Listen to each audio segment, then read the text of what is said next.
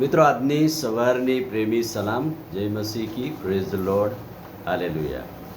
ખ્રિસ્તી જીવનમાં, આત્મિક જીવનમાં વૃદ્ધિ પામવા માટે દેવનું વચન દરરોજના જીવનમાં ઉપયોગી છે. એ આપણે જોતા આવ્યા છે કે પ્રભુના વચનોમાં જે ખાતરી છે, પ્રભુના વચનોમાં જે દિલાસો છે, પ્રભુના વચનોમાં જે ઉત્તેજન છે, દરરોજ આપણે પ્રાપ્ત કરવું રહ્યું. અને એટલે આપણે જુદા વચનો જોતા આવ્યા. આજે આપણે જોઈએ કે પ્રભુના વચનોમાં અનંત જીવનની ખાતરી પણ સમાયેલી છે. જે કોઈ વ્યક્તિએ વચનો વાંચે ને વાંચતા વાંચતા વાંચતા એને અનંત જીવનની ખાતરી પ્રાપ્ત થાય છે.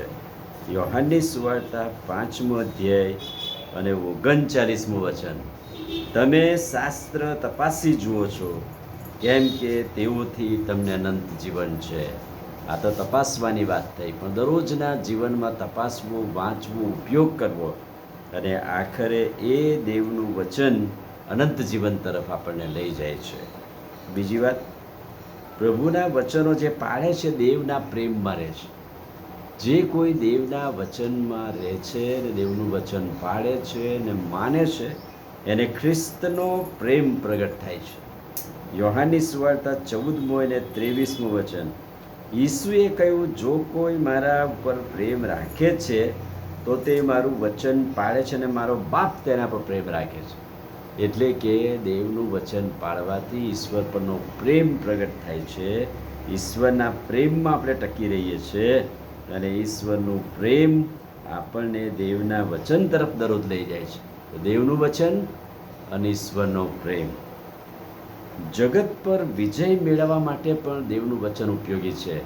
જો આ જગતને, જગતના વાનાઓ આપણને પરીક્ષણમાં નાખે છે, જગતના વાનાઓ આપણને ભમાવે છે, જગતનો રાજા શૈતાન એ જો આપણને ડરાવે છે, ભમાવે છે, તો દેવના વચનોનો ઉપયોગ કરજો. ગીતશાસ્ત્ર 7:4. માણસોના કૃત્યો વિશે બોલું તો તારા વચનની સહાયથી બોલીશ.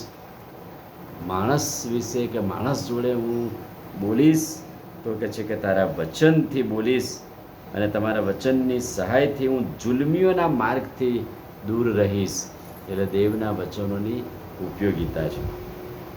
પ્રભુ ઈસુ ખ્રિસ્ત પોતે પણ દેવના વચનોનો ઉપયોગ કરીને જગતના શૈતાન સામે લડ્યા. માથેની સુવાર્તા 4થો અધ્યાય 1-11 વચનમાં 3 પરીક્ષણો પ્રલોભનમાં આપીને પ્રભુ ઈસુ ખ્રિસ્તનું પરીક્ષણ શૈતાને કર્યું, પણ પ્રભુ એમાં 100% વિજય પામ્યા. કેમ કે એમણે એક પડે એ 3 પરીક્ષણ વખતે અથવા તો 3 પ્રલોભનો સામે દેવના વચનનો ઉપયોગ કર્યો. પહેલું શું કર્યું? 3 રીત શૈતાને આપી. પહેલું કહ્યું, તું દેવનો દીકરો છે તો આ પથ્થરને કે રોટલી બની જાય.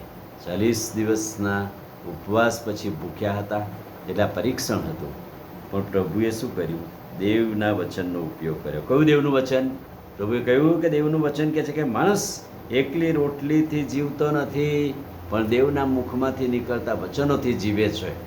એટલે મારે આ પથ્થરને કહેવું નથી ને રોટલી બનાવી નથી. હું ભૂખ્યો રહીશ, કેમ કે અનંત જીવનની ખાતરી. જો દેવનું વચન એને ખબર હતી તો પ્રભુએ દેવના વચનોથી પડકાર આપ્યો. બીજું, જો તું દેવનો દીકરો હોય તો પોતાને હેઠો પાડી નાખ. મોટા બુરજ પર લઈ ગયો શૈતાન અને કે આવ પડ, કેમ કે તારો પ્રભુ તને ઉંચકી લેશે, બચાવી લેશે. તો ત્યાં પણ પ્રભુએ દેવના વચનોથી શું જવાબ આપ્યો? લખેલું છે કે પ્રભુ તારા દેવનું પરીક્ષણ ના કર. આમાં પણ પ્રભુ જીત પામ્યા, કેમ કે દેવનું વચન એમની સાથે હતું. ત્રીજું પરીક્ષણ, ઊંચા પહાડ પર લઈ જઈને શૈતાને જગતનો સગળો મહિમા બતાવ્યો અને શું કહ્યું? જો તું પડીને મારું ભજન કરશે તો આ બધું તને હું આપીશ. ત્યારે પણ પ્રભુએ છેલ્લે જવાબ આપ્યો કે દેવના વચનમાં લખ્યું છે, ફક્ત પ્રભુ તારા દેવનું જ ભજન કર. તને પડીને ભજન કરીને મારે જગતનો મહિમા જોઈતો નથી.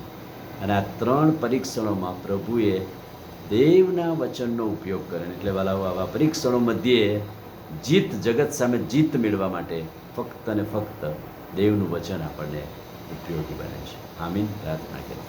વાલા પ્રભુ, આજે સવારે તમારા ખાતરીદાયક અદ્ભુત વચનને માટે આભાર. જગતને, જગતના વાનાઓ સામે લડવા ફક્ત તમારું વચન જ અમને ઉપયોગી બને છે. અને આ વચનના પ્રકાશમાં અમને દોરો, અમને તમારું સામર્થ્ય આપો. પ્રભુ ઈસુના નામમાં માંગીએ છીએ, સાંભળો ને માન્ય કરો. આમીન. God bless.